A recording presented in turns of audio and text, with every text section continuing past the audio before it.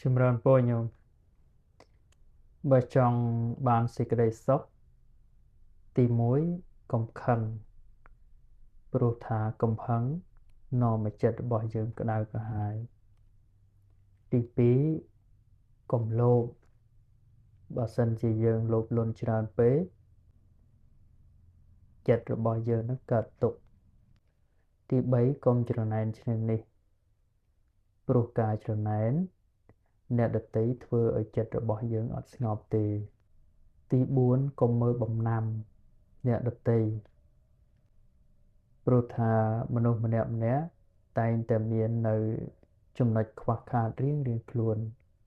ឥតមាននរណាម្នាក់ល្អឥតខ្ចោះទេនិងទី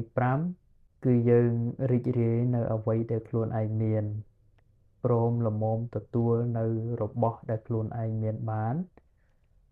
នោះជាប្រភពនៃសេចក្តី